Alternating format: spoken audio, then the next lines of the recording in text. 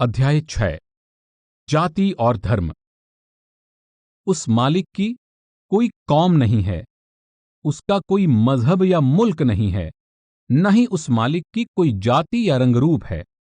अगर हम महात्माओं की वाणियों का ध्यानपूर्वक अध्ययन करें तो पता चलेगा कि वे हमारे ख्याल को जाति पाति, कौम, मजहब और मुल्क के भेदभाव से ऊंचा उठाकर हमारे अंदर परमात्मा की भक्ति का शौक और प्रेम प्यार पैदा करते हैं। गुरु अर्जुन देव जी समझाते हैं, वरन जात चिहन नहीं कोई, सब हुक्मे सृष्टि उपायदा। जिस परमात्मा ने अपने हुक्म के द्वारा इस सृष्टि की रचना की है, अगर उसका कोई रंग रूप और जाति नहीं है, तो हमारी आत्मा की, जो उस परमात्मा की अंश है, उस परमात्मा से ही निकली है और वापस जाकर उसमें ही समाना चाहती है, उसकी कैसे कोई जाति हो सकती है? जब समुद्र की कोई जाति नहीं है तो उसकी एक बूंद की क्या जाति हो सकती है? अगर सूरज की कोई कौम या मजहब नहीं है तो एक मामूली किरण की कौन सी कौम, कौन सा मजहब हो सकता है? ये सब जाति पाति के झगड़े हमारे अपने पैदा किए हुए हैं। परमात्मा ने तो सिर्फ इंसान पैदा किए हैं। हम अपने आप को जाति पाति, कौम, मजहब और मुल्कों के छोटे छोटे दायरों में बांट रहे हैं और एक दूसरे के भेदभाव में फंसे हुए हैं। गुरु अमरदास जी समझाते हैं, जिथे लेखा मंगिए तिथे दे जात ना जाए। जिस जगह हमारे कर्मों का हिसाब किताब होगा, उस जगह न तो कोई हमारी जाति पाति के बारे में पूछेगा और न हमारा शरीर ही वहां पहुंच सकेगा। किसी का शरीर अग्नि के सुपुर्द हो जाता है, किसी का मिट्टी में दफना दिया जाता है। जाति पाति या कौमों मजहबों का संबंध इस शरीर के साथ ही रह जाता है। अंत में किसी की जाति पाति जल जाती है, किसी की मिट्टी में ही दबी रह जाती है।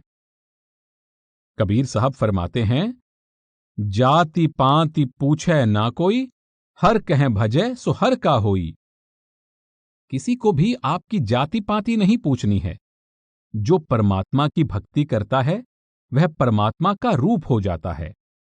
जहां हमारे कर्मों का हिसाब किताब होगा, वहां कोई यह सवाल नहीं पूछने वाला है कि तुम हिंदू थे या ईसाई, हिंदुस्तान से आए हो, अमेरिका से आए हो या अफ्रीका से। उस जगह तो हमारे भक्ति भाव, इश्क और प्रेम की ही कद्र होती है। इसी तरह साईं बुल्ले शाह, जो जाति के सैयद थे, मुसलमानों में एक बेधड़क महात्मा हुए हैं।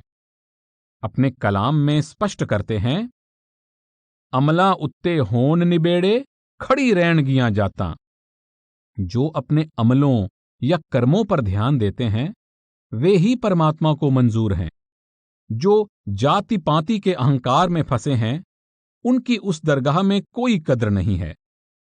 तुलसी साहब भी अपनी वाणी में यही समझाते हैं, नीच नीच सब तरी गए, संत चरण लौलीन, जात ही के अभिमान से अध्याय डूबे बहुत कुलीन। संतों का उपदेश। जो अपने आप को नीचा समझता है, शक्कर जिसके खंड अंदर निवात गुड़, नम्रता और दीनता है, दूध, जो संतों के चरणों से प्यार रखता है, रब न उनके पूजन उपदेश पर चलता है, बाबा फरीद वह इस कहते भव हैं, सागर से पार हो जाता शक्कर, है। खांड, जिनको मिश्री, जाति पाति गुड़, का अभिमान है, शहद, वे इस भैंस भव का सागर में दूध, गोते खाते हैं। ये सब चीजें मीठी कौमों हैं, की कौमें, लेकिन हे मजहबों के परमात्मा, मजहब इस इनमें से जाति कोई पाति भी के अभिमान में तुझ तक डूबे नहीं जा रहे हैं। पहुंचती। फिर यानी फरमाते हैं, तेरी या तेरे बड़े नाम की बड़ाई मिठास का पायकर मुकाबला नहीं कर रोम सकती। रोम अहंकार, महात्मा चाहे सतगुरु के किसी परचे जाति, बिना धर्म, चारों देश बरन या समय चमार। में क्यों ना आए हों, यानी सबका एक बड़े ही लोग संदेश बड़ाई पाकर और एक ही रोम अनुभव रोम है। में अहंकार से भर वे जाते दुनिया हैं। में जाति और सतगुरु धर्म से बनाने मिले के लिए बिना, नहीं आते, उनके प्यार ना ही के बिना हमें एक दूसरे चारों से वर्ण लड़ना ही भिड़ना नीच हैं। सिखाने आते हैं। पलटू बल्कि साहब वे भी हमें हमारे यही अंदर समझाते हैं, उस मालिक की भक्ति पलटू का शौक ऊंची और जाति प्यार को पैदा करने जन कोई और करे इस देह अहंकार, के बंधनों से साहिब आजाद के करके दरबार में हमें केवल मालिक से भक्ति मिलाने प्यार। के लिए आते हैं।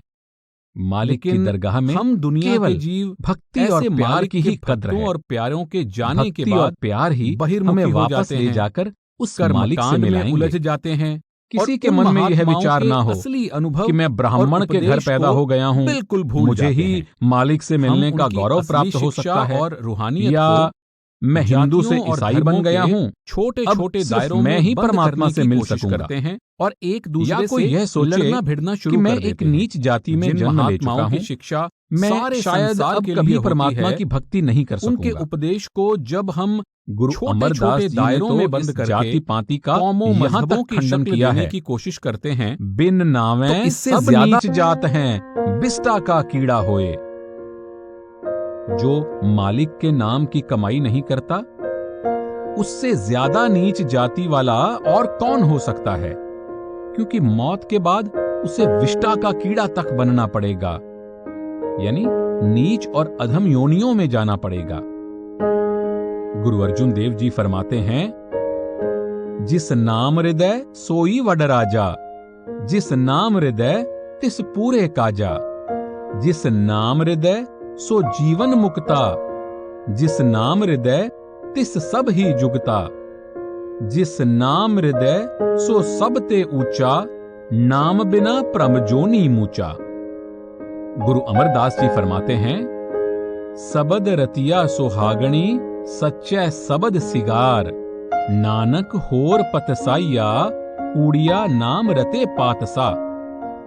जो मनुष्य शरीर प्राप्त करके उस मालिक के शब्द या नाम को अपने मन में बसा लेता है, उठते बैठते शब्द की कमाई में लग जाता है, वही व्यक्ति सबसे ऊंचा है, क्योंकि वह मौत के बाद जाकर सच्चे परमात्मा के अंदर समा जाएगा।